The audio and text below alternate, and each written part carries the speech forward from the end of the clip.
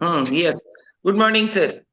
नाव good कुठून morning आहात, सकाळी. लिंक कुणाकडून मिळाली, का वाटलं, आणि आतापर्यंतचा काय एक्सपिरियन्स?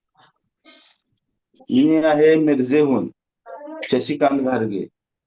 आणि मला ही लिंक मिळाली अजय गुजर आणि अंजली पाटील मॅडम कडून.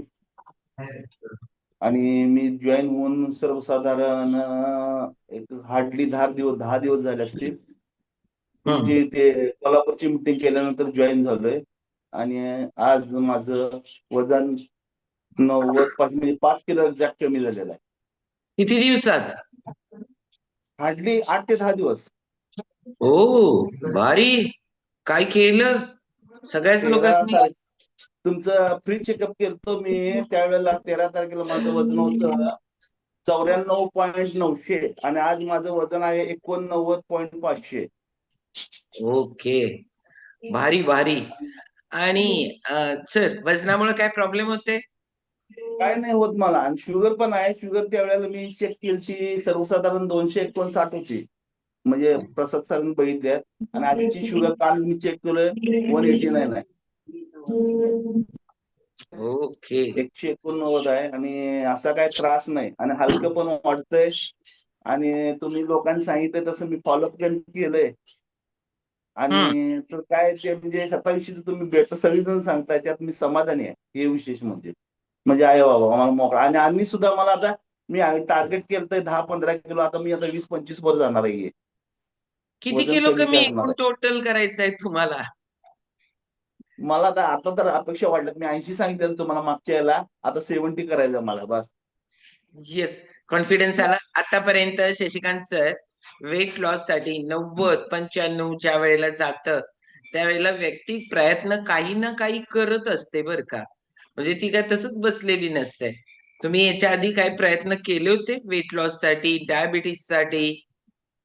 असं काही केलं नव्हतं मी. असंच म्हणजे ते सकाळी जेवायचं, संध्याकाळी जेवायचं, परत 2 टाइम बिस्किट डाएट सारखं करत होतो. पण त्यानं फारसा काही फरक पडला नाही. लिक्विड तुमच्यानं डाएट. अगदी फास्ट फरक पडलाय.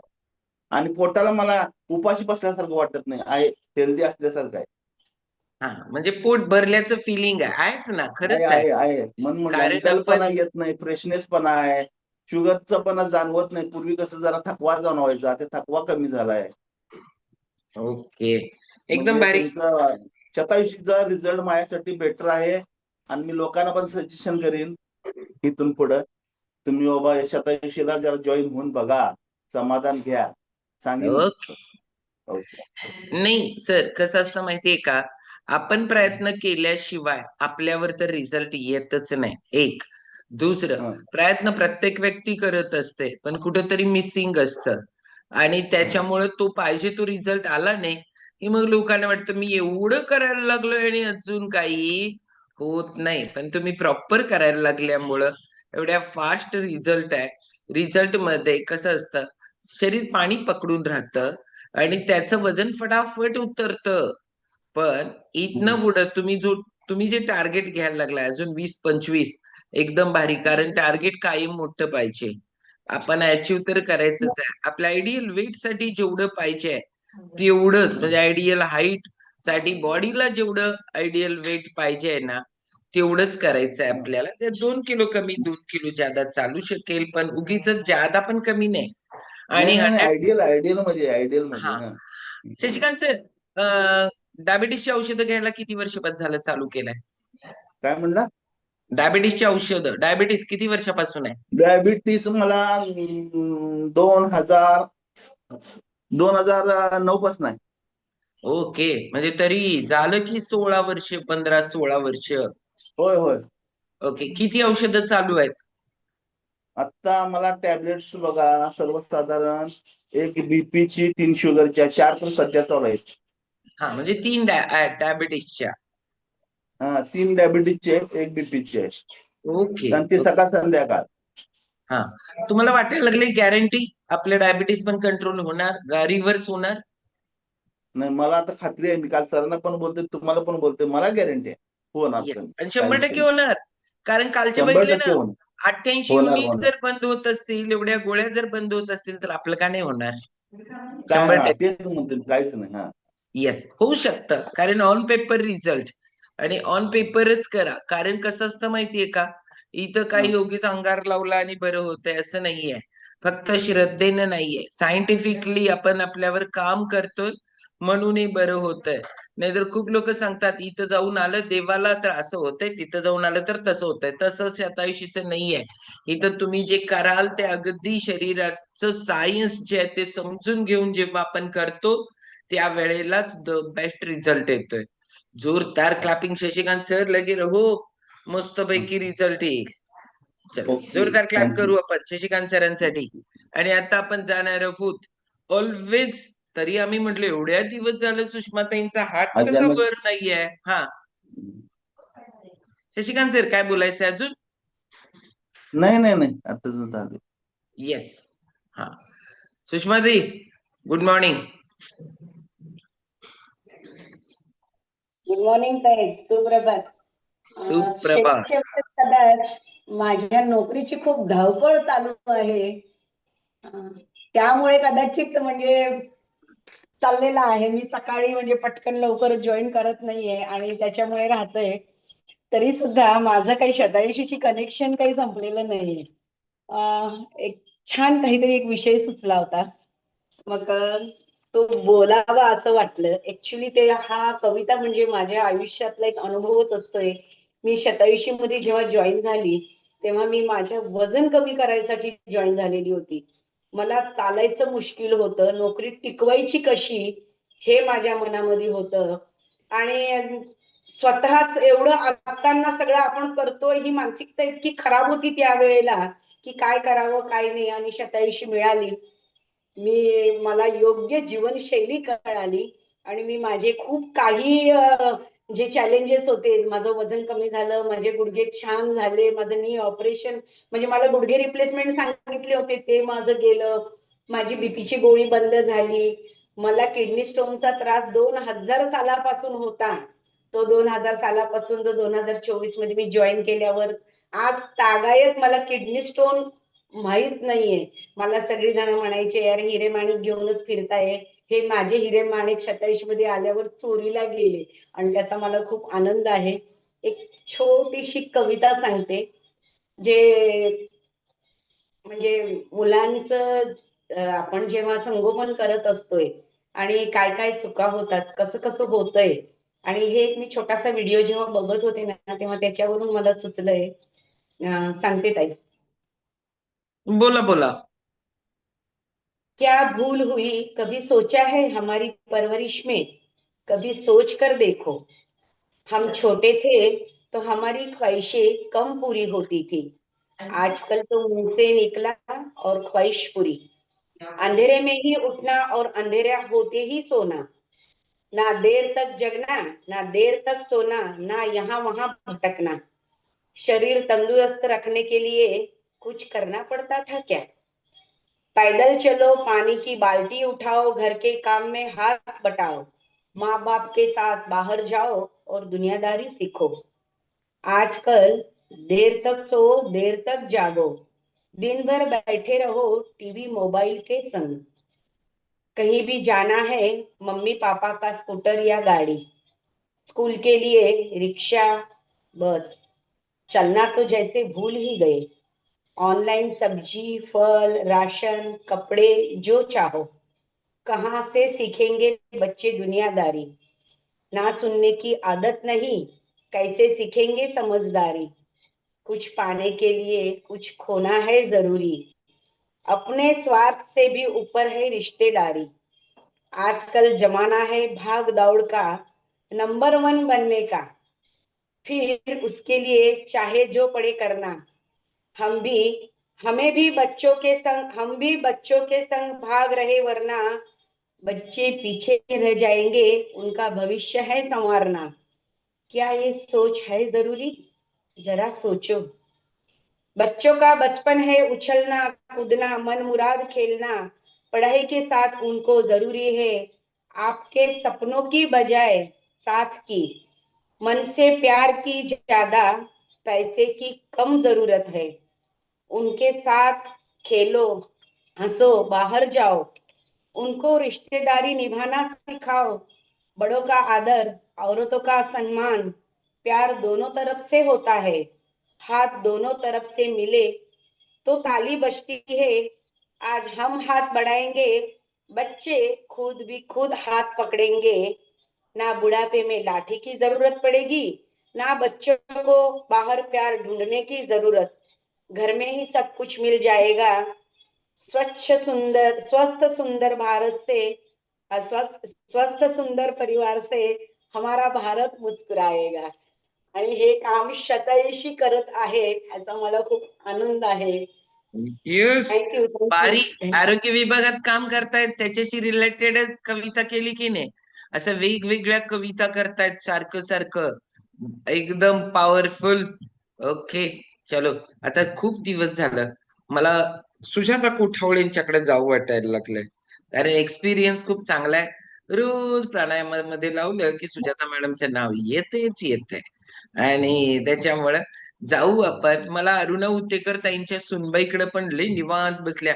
सुना अशा निवांत बसलेल्या कधी सापडतच नाहीत, कारण का की सकाळी मॅडम सकाळी.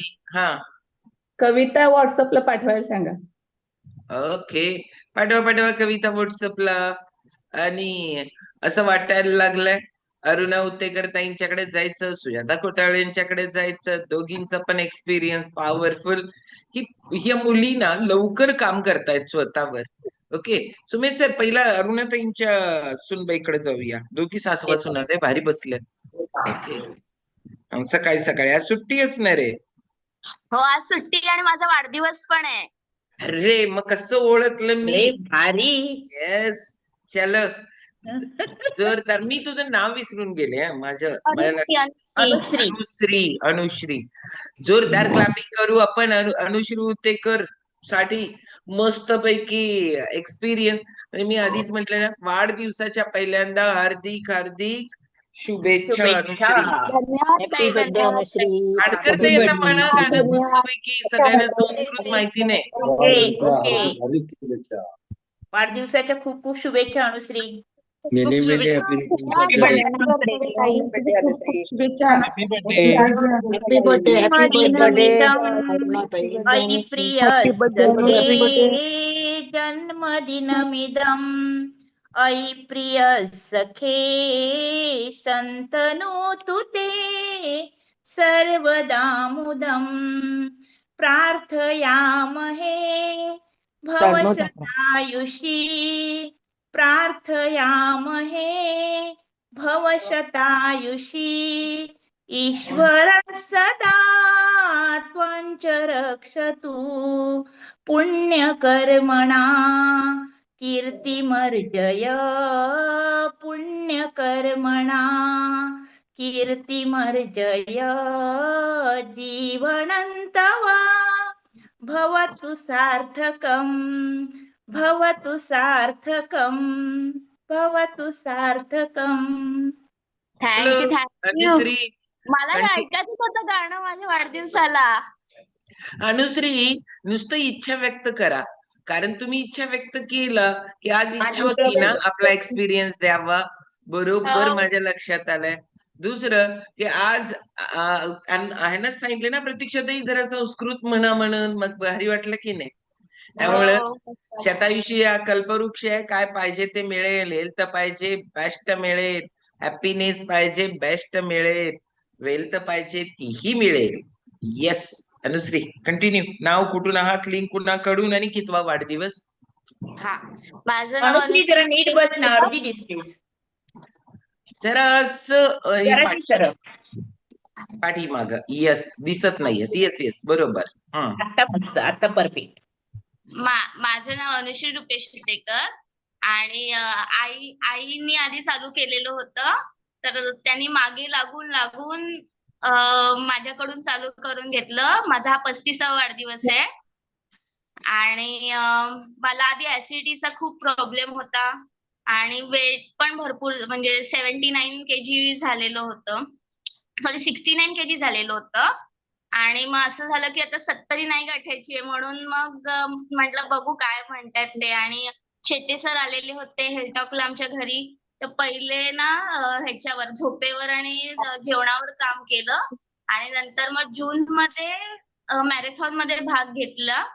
आणि आता माझं वजन 62-63च्या मध्ये असं आहे. म्हणजे जवळजवळ 6 वगैरे किलोचा 6-6.5 किलोचा वेट लॉस झालाय आणि ऍसिडिटी तर पूर्ण बंदच झालेली आहे.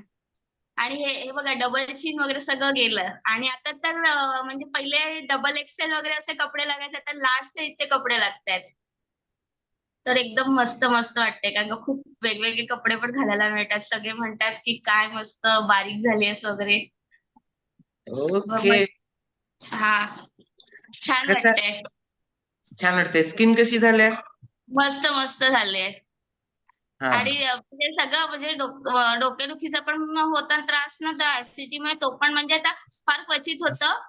नंतर पिरियड्स पण एकदम रेग्युलर आले. म्हणजे स्ट्रेसमुळे सप्टेंबर महिन्यामध्ये हलायचे पिरियड्स, ते पण एकदम रेग्युलर मंथली यायला वगैरे लागले. येस. ओके. चलो, भारी आहे की नाही एक्सपिरियन्स. छोटे हो. एवढ्या कमी वयात यांना मिळणं आणि सगळ्यात मेन महत्वाचं आई म्हणजे सासूबाई. बरं का, भारी वाटलं की नाही ऐकायला? सासूबाईंच्या ऐवजी आई ऐकायला.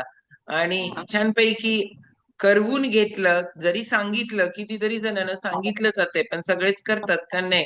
पण या लोकांचं आरोग्य अजून जरा धोक्यात आहे, कारण यांचं स्वतःचं वर्क शेड्यूल आहे, घरचं शेड्यूल आहे, मुलं आहेत. ह्या सगळ्या गोष्टी करता करता करता करता ह्यांची अति दमछाक होते आणि त्यात आणि खानपान सगळं चेंज. कारण या सगळ्याचा परिणाम आहे हे आरोग्यावर होतोच होतो. तारामती भोरे ताई जरा म्यूट करा ना. अनम्यूट करून कशाला हे करायला लागलाय. ओके. हा. आणि ऑडिट विभागात काम करायचं म्हणजे तर अजून जरा प्रॉब्लेम, कारण सगळा हा ऑडिट विभाग आडकर सांगायला लागलेत मला की अजून जरा प्रॉब्लेम. आकडे मोड किती किती वेळात चेक करायचं, भलेही कॅल्क्युलेटर असेल पण त्याच्यावर त्याचं हॅडेक किती होतंय. सगळ्यांचा आवडता पेपर कुठला, नावडता कुठला सगळ्यांना माहिती आहे. गणित कुणालाच आवडत नाही आणि ते रोज गणित करत बसतात. त्यामुळं सगळ्यात मॅडम अवघड म्हणून ते डिपार्टमेंट. सप्टेंबरला क्लोजिंग असतं ना, म्हणून त्यांचं सप्टेंबरला वेटचा प्रॉब्लेम होतो, पीसीओडी हा. वगैरे. होणार ना. हेल्थचा सगळा प्रॉब्लेम, झोपेचा प्रॉब्लेम, या सगळ्या गोष्टी आहेत ना, याचाच परिणाम आहे की आपलं आरोग्य बिघडतं. हे सीए वगैरे असतात ना, सगळ्यांचं तिजोऱ्याच्या किल्ल्या सांभाळता सांभाळता, म्हणजे काय हिशोब सांभाळता सांभाळता यांचंच सगळं नाकी नऊ आरोग्य येतं. बिघडून जात. नाकी नऊ येतं एकदम. लोकांच्या येस. चुका आम्हाला चुका काढायच्या असतात, त्या सुधारायच्या असतात. तेच ना. ही पावती कुठे आहे, ती पावती कुठे आहे, ह्यांनी खरेदी करणार, यांनी सगळं करणार, यांचा हिशोब असणार आणि तुम्हाला तो फक्त दाखवायचा असतो ना, त्यामुळे ते गोंधळ असतं. बघितलंय आम्ही आमचे रिपोर्ट्स बघताना ना, म्हणजे आम्हाला सगळं डिपेंड कुणावर, सीए वर. कारण का की ते सगळं ऑडिटवर. आणि हे सगळं करता करता या बँकेचं स्टेटमेंट, त्या बँकेचं स्टेटमेंट, हे सगळं गोळा करता करता नाकी नऊ येते. तुम्हाला लावताना किती त्रास असणार आहे आणि प्रत्येकाचा हिशोब लक्षात ठेवायचा आहे, म्हणजे प्रत्येकाचे डॉक्युमेंट्स ठेवायचे आहेत.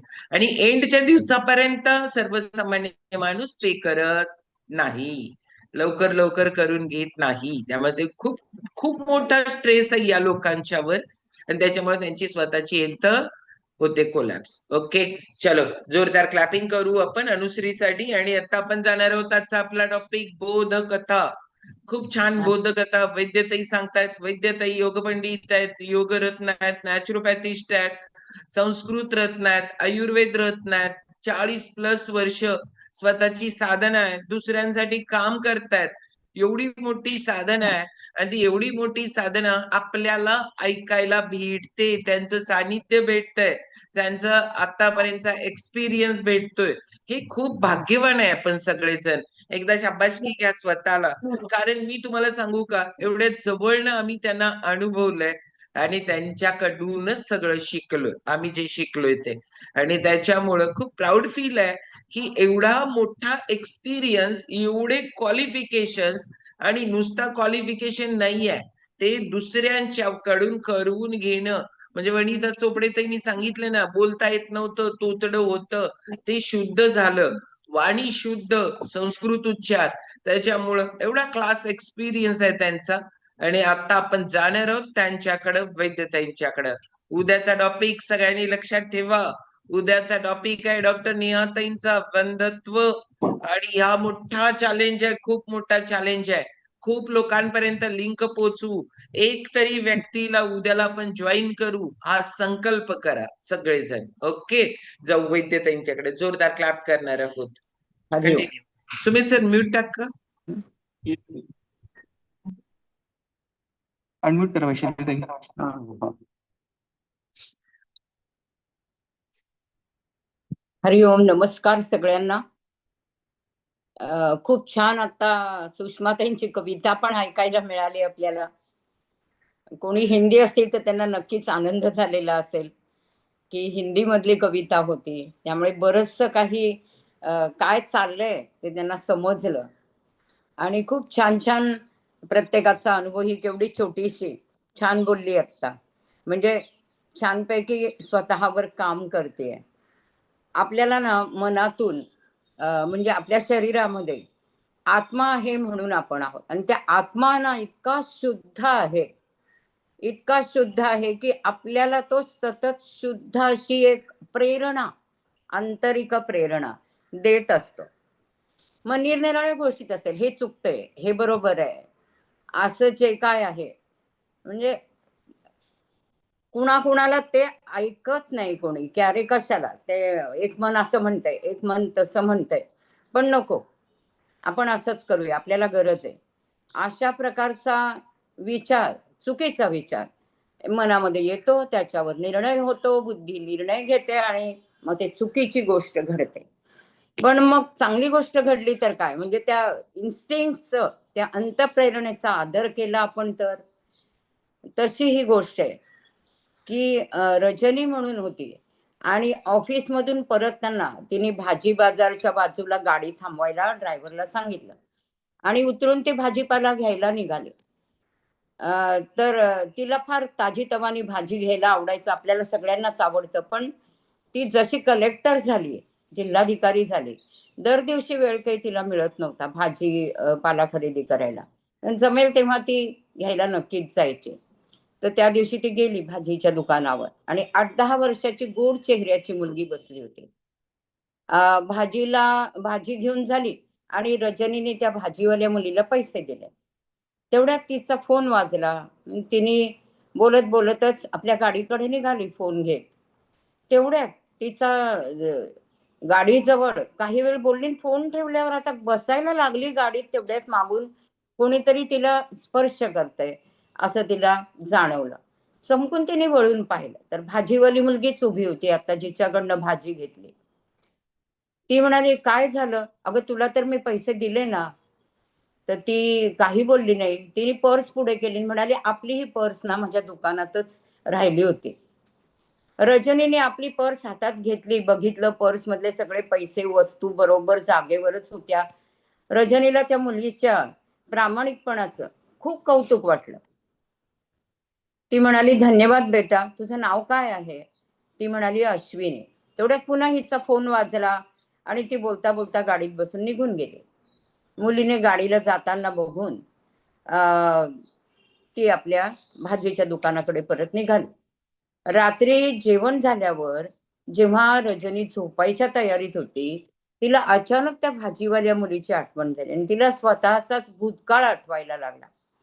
माझ्यासोबतही असंच झालं होतं, आणि त्या इमानदारीचं फळ म्हणजे मी आज कलेक्टर आहे.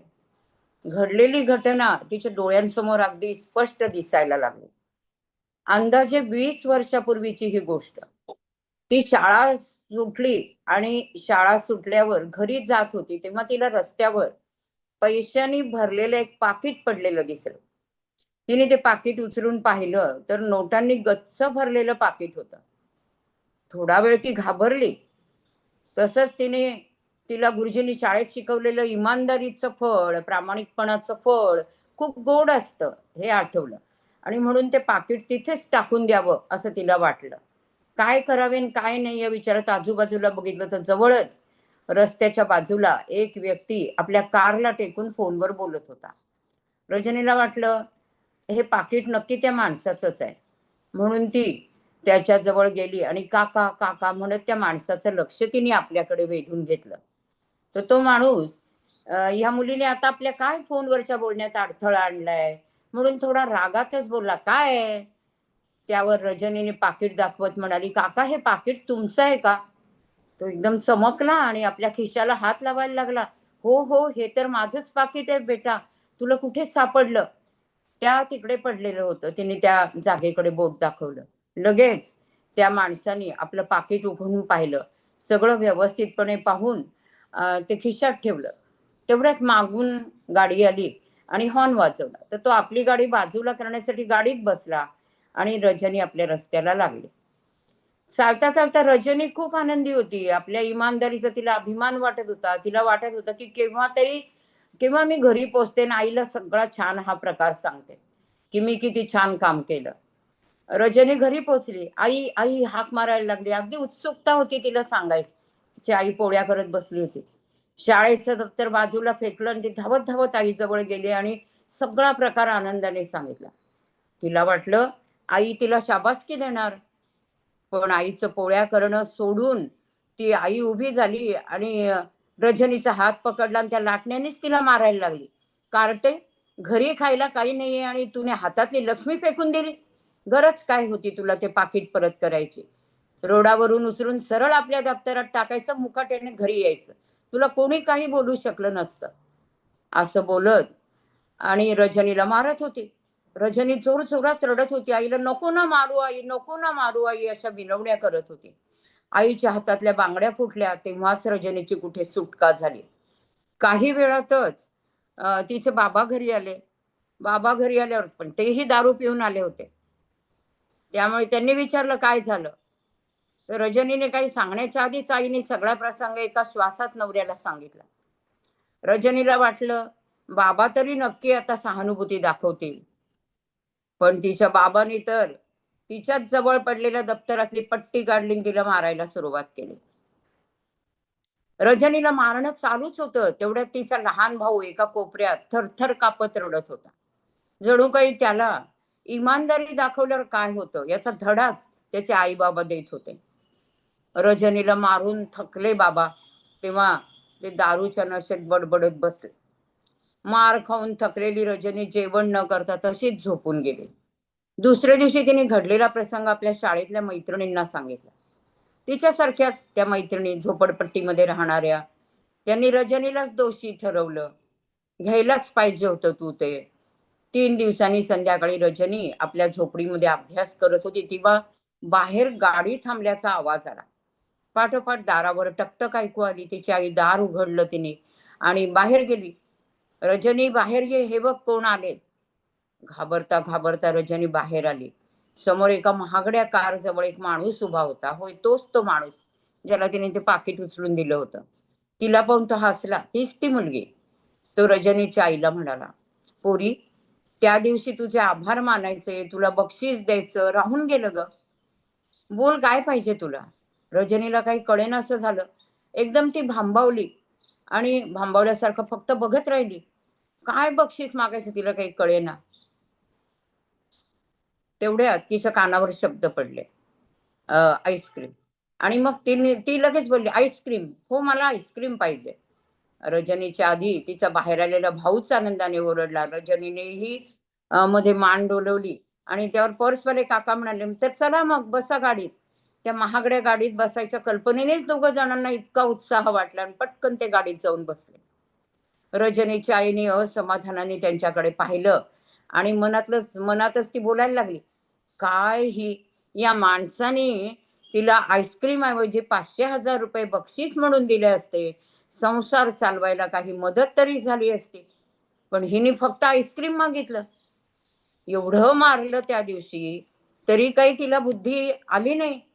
त्या काकाने अगोदर दोघांना भेळ पाणीपुरी वगैरे घेऊन दिली. त्यानंतर मनसोक्त त्यांना आईस्क्रीम खाऊ घातलं आणि त्यांना घरी परत आणलं.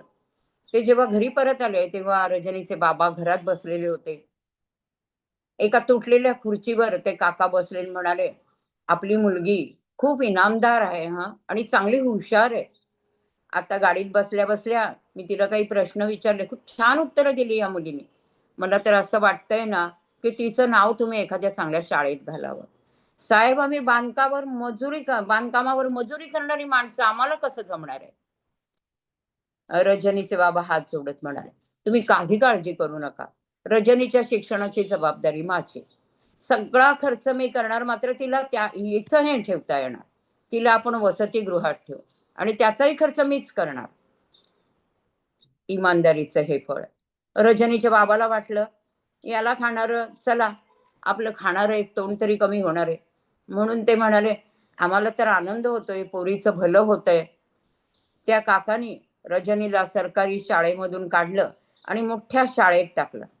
आता रजनीचे फाटके कपडे, तुटक्या चपला, त्या ठिकाणी आता नवीन इस्त्री केलेला कडक शाळेचा ड्रेस, चकचकीत बूट, म्हणजे हे सगळं आणि नवी कोरी पुस्तकं, आधुनिक शाळेचं दप्तर. ती खूप खुश झाली. त्या पटापट इंग्रजी बोलणाऱ्या मुलांमध्ये गरीब बिचारी रजनी दबकत दबकत होती. पण ती झोपडपट्टीतनं आलेली हे माहीत झाल्यावर बाकीची मुलं मुली तिला टोचून टोचून बोलायचे, तिला टिंगल उडवायचे तिची. बिचारी रजनी कोपऱ्यात जाऊन रडत बसायची. पण हा प्रकार लवकरच थांबला जेव्हा अर्धवार्षिक परीक्षेमध्ये रजनीचा पूर्ण वर्गातनं पहिला नंबर आला आणि त्यानंतर काही रजनीने मागे वळून पाहिलं नाही. 7व्या वर्गात स्कॉलरशिप मिळाली आणि काकांवरचा थोडा भार कमी केला. 10वी बोर्डाच्या परीक्षेत ती पूर्ण जिल्ह्यात प्रथम आली. तेव्हा तिच्या आई वडिलांबरोबर काकांनाही फार आनंद झाला. नंतर एका नामांकित कॉलेजमध्ये त्यांनी तिचा प्रवेश करून दिला आणि 12वी बोर्डाच्या परीक्षेमध्ये तर तिने कमालच केली. संपूर्ण राज्यात ती प्रथम आली. कळताच काकांनी रजनीला मेडिकल कॉलेजमध्ये प्रवेश घ्यायला सुचवलं. पण तिला IAS करायचं होतं. तिचा निर्णय ऐकून काकांनी तिला काही विरोध केला नाही. पदवी मिळाली आणि रजनीने UPSCचा अभ्यास सुरू केला. कोणताही कोचिंग क्लास न लावता पहिल्याच प्रयत्नामध्ये ती पास झाली आणि एक झोपडपट्टीतली ही मुलगी जिल्हाधिकारी झाली. काकांना कळल्यावर रजनीला सन्मानाने घरी घेऊन गेले. त्यांचा भव्य बंगला पाहून तिचे डोळे दिपून गेले. बंगल्यापेक्षाही भव्य असलेल्या त्यांच्या मनाने ती भारावून गेली. हे इमानदारीचं फळ. तिला वाटलं हेच ते इमानदारीचं फळ. काकांनी तिच्या परिवाराशी ओळख करून दिली, सगळ्या तिची आपल्या परिवाराशी. आणि रजनी माझी मुलगीच आहे असं ते सारखे म्हणत असताना रजनीला अश्रू अनावर होत होते. तिच्या इमानदारीचं केवढं मोठं बक्षीस काकांनी तिला दिलं होतं. तिच्या जिल्हाधिकारी बनण्याच्या आनंदात काकांनी रजनीला आणि तिच्या सगळ्या वस्तीला जेवण दिलं. आई वडिलांच्या त्या आनंदाला पारावार उरला नाही. एक मुलगी शिकली की घरादाराचा स्वर्ग बनवते हे त्या रजनीने सिद्ध केलं होतं. नोकरीला रुजू झाली. 1 वर्षातच आई वडील भावाला त्या वस्तीतनं बाहेर काढलं, एका चांगल्या घरात हलवलं. भावाला चांगल्या कॉलेजमध्ये घातलं. वयस्कर वडिलांना मजुरी सोडायला लावली. दुकान उघडून दिलं. सकाळी ती परत घरातनं बाहेर पडते असं दिसलं तेव्हा तिच्या पोलीस अधीक्षक असलेल्या नवऱ्याला मोठं आश्चर्य वाटलं. आज सकाळी सकाळी कुठे? नवऱ्याने विचारलं. अहो, काल माझी पर्स इमानदारीनं परत करणारी ती मुलगी आहे ना, तिला आयुष्यभराचं बक्षीस द्यायला मी निघाली, जसं मला मिळालं होतं. आणि ठाम निश्चय तिच्या नजरेत दिसत होता. नवऱ्यालाही खूप आनंद झाला, कारण तोही त्या विचारांचा होता. तर हे इमानदारीचं फळ, प्रामाणिकपणाचं फळ. तर ही आतून प्रत्येकाला आपल्याला असते. पण नेमका चुकीचा निर्णय घेतला गेला तर मात्र त्याचंही फळ भोगावंच लागतं. आपण हे नेहमी ऐकतो सुजाताताईंकडून. हरिओम. चलो, जोरदार क्लॅपिंग करणार आहोत. कसली समर्पक आहे उद्यासाठी आपल्याला. कारण का की ऍक्च्युली आपण आपल्याला जे मिळालंय ना ते काहीतरी चांगलं कर्म आहे म्हणून मिळालंय. अजून एक कर्म आपण करू शकतो. खरंच आहे, तिनं तेवढा प्रामाणिकपणा दाखवला, तेवढाच प्रामाणिकपणा आज आपण पण दाखवणार आहोत. ही लिंक उद्यासाठी कुणाला तरी देणार आहोत. ही लिंक योगाच्या वर्गाची, नवीन वर्गाची कुणाला तरी देणार आहोत. त्याचं फळ रिव्हर्स कसं मिळेल सांगता येत नाही. तुमची नेक्स्ट जनरेशन जर तुम्हाला हेल्दी बनवायची असेल, तुमच्या नेक्स्ट जनरेशनला तुम्हाला चांगलं संस्कारी बनवायचं असेल, तर आपल्याला सगळ्यांना याच्यावर काम करावं लागेल. कारण नेक्स्ट जनरेशन ही वेगवेगळ्या परिस्थितीनं आणि वेगवेगळ्या कारण त्या आई बापांना वाटत होतं ना, ते त्यांचं आतलं मन म्हणतच असणार आहे. पण ती परिस्थिती असते ना, ती परिस्थिती माणसाला या गोष्टी करायला भाग पाडत असते आणि त्यालाच म्हणतात कर्म. ती परिस्थिती आली कशामुळं? कर्मामुळं.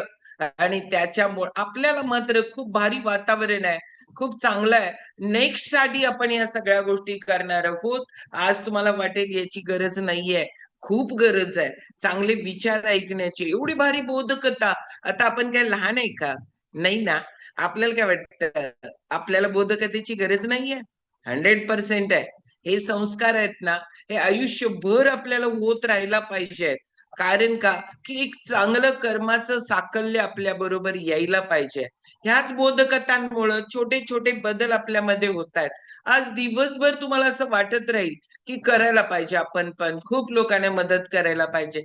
मग ती अन्नाची असेल, पाण्याची असेल, आर्थिक असेल, कुणाला तरी मानसिक आधार देणं असेल. आज माझ्याकडं कसं चांगलं कर्म होईल ह्याच्यावर आज तरी आपल्याला वाटत राहणार आहे. आणि मला असं वाटतंय खूप लोकांचं कर्म चांगलं असेल तर त्याला आयुष्यभर वाटत राहतं, कशीही परिस्थिती येऊ दे त्याला वाटत राहतं, नाही माझ्याकडं झालं तर चांगलंच कर्म करू आपण. आणि चांगलं कर्म केलं तर फळ हे 100% मिळतं. कशा स्वरूपात मिळतं ते माहिती नाही. मग तुम्हाला वाटेल कर्म नुसतं कर्माचं फळ हे पैशातच मिळतं का? नाही हो, खूप पैसे असणारी लोक पण लई खुश आहेत असं तुम्हाला वाटतं? नाही. दारात BMW गाडी आहे पण आनंद घेता येतो? नाही. जेवणाचं ताट आलं की अरे डायबिटीस आहे, अरे बीपी आहे, अरे थायरॉइडचा प्रॉब्लेम आहे, गुडघा चालता येईना झाले, जगाची भ्रमंती करायची आहे पण गुडघा खराब झालाय. केवढे चॅलेंजेस आहेत माहितीये का? त्यामुळे आपल्याला ना खरी संपत्ती आहे ती म्हणजे आरोग्य. खरी संपत्ती आहे तुमची मानसिकता.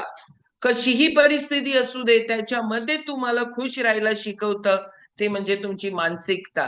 आणि याच्यामध्ये आपल्याला पहिला चेंज करायचा आहे ते म्हणजे आरोग्यामध्ये, आपल्या मानसिकतेमध्ये. जर चेंज व्हायला लागला ना आपली बाकीची आर्थिक परिस्थिती चेंज होते म्हणजे होते. कारण हेच दोन अडथळे आहेत आर्थिक संपत्तीमध्ये सुद्धा. तुमचा जो ग्रोथ पाहिजे त्याला, आणि आपलं लक्ष आहे ना ते फक्त आर्थिककडे आहे. आणि हे शारीरिक मानसिक इतकं दुर्लक्ष आहे की आपण शरीराला तर की की पत्ती करून टाकलंय. तेच तरी महत्वाचं आहे तुम्हाला जे काय अचीव करायचं आहे त्याच्यासाठी. आणि ते करायचं आपण आज कॉलवर आहे. एवढ्या लोकांनी निर्णय तरी घेतलाय की मला काहीतरी करायचंय माझ्या आरोग्यासाठी. आणि हा निर्णय तुमचा राईट निर्णय आहे की तुम्ही हा घेतलाय आणि तो तडीस नेण्यासाठी त्याच्यावर प्रयत्न करत राहा. तुम्हाला ज्या वेळेला तुमचं हेल्थ चांगलं होईल त्यावेळेला लक्ष्मी तुमच्याकडेच येणार आहे, कुठे दुसरीकडे जात नाही. हेल्थ जिथं आहे तिथंच वेल्थ असतं. तुम्हाला वाटेल वेल्थ आहे तिथं हेल्थ असतं, बिलकुल नाही. हेल्थ आहे तिथंच वेल्थ येतं. कारण का की तुमचे डिसिजन, तुमची मानसिकता खूप भारी होत आहे. ओके. पण आपण मात्र खरंच मी तुम्हाला सांगते आज बाय हार्ट एक निर्णय घ्या की ही लिंक एक तरी व्यक्तीला कानगड्डा पकडून आणायला लागलं तरी आणू, खरं घेऊ. असंच इकडनं ऐकायचं आणि इकडनं सोडायचं करू नका. कारण आज वैद्यताईंनी एवढं भारी सांगितलंय, चांगल्याच कर्माचं फळ चांगलं करायला लागलाय. तुम्ही ऐकायला लागलाय, चांगलं करायला लागलाय. हेच आपण दुसऱ्यांसाठी पण देऊ, ते पण प्रामाणिकपणानं. जोरदार क्लॅप करणार आहोत वैद्यताईंसाठी. आणि आपण आता जाणार आहोत आजचे आपले वेट लॉस मॅरेथॉन. खूप लोकांचे रिझल्ट खूप भारी येत आहेत, हेल्थचे येत आहेत, त्यांच्या वेटचे येत आहेत. काही लोक गेन करतायत, काही लोक लॉस करतायत, कारण दोन्ही एकत्र आहेत ते. आणि मस्तपैकी स्वतःची हेल्थ इम्प्रूव्ह करायला लागलेत. काहीतरी केल्याशिवाय काही मिळत नाही. ही 21 दिवसाची मॅरेथॉन चालू आहे. ह्याच्यामध्ये लोक स्वतःच्या हेल्थवर, वेटवर, सगळ्या गोष्टी, मानसिकतेवर, लाईफस्टाईलवर काम करायला लागलेत. तर आपण जाऊ